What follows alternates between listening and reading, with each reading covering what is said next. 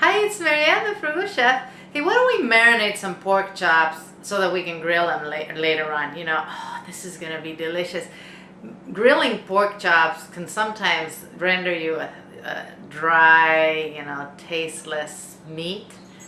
By marinating them, you are going to get rid of that problem and you're going to end up with some juicy, super delicious pork chops. So let's do this, okay? So let's get our marinade ready. I have a cup of orange juice in here with a cup of beer. I went ahead and squeezed 3 large oranges, and that's what I got. If you want to use store-bought orange juice, that's fine.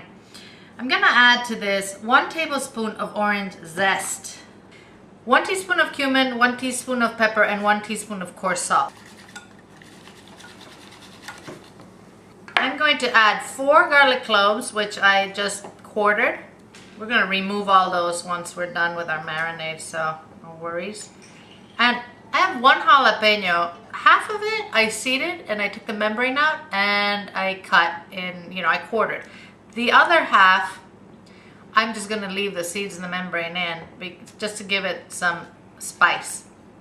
I have half a red onion here, which I just cut into 8 pieces. Just put that in there. And I have about half a bunch of cilantro, and I cut the stems and the leaves. Don't get rid of those stems. The stems are loaded in flavor. And give this a good mix. In here I have 5 boneless pork chops. They're about 1 inch thick, so they're thick.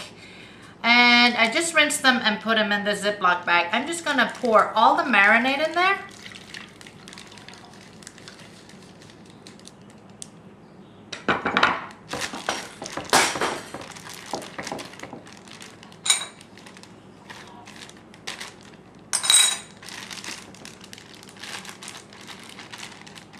You move your vegetables around in there, make sure everything gets covered.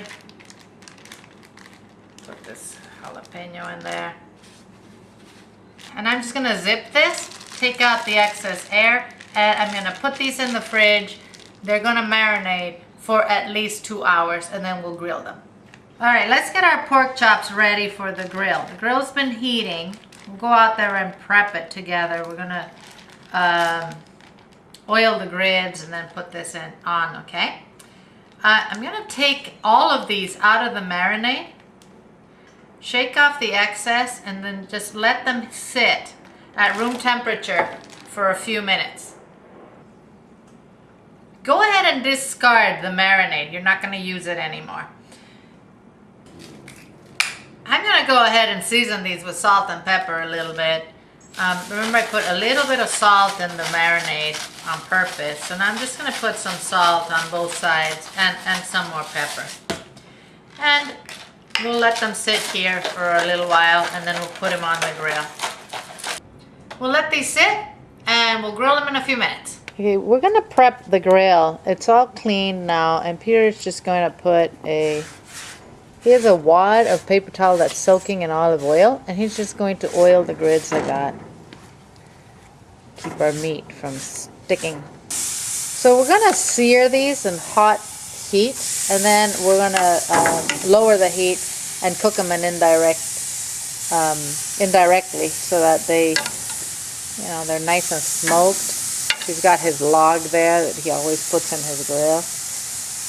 Of course, the thicker pieces are going to take longer to cook, so we'll be very, very careful about to burn this. Alright, now we're going to turn these because they're seared on one side. See, nicely seared. Perfect.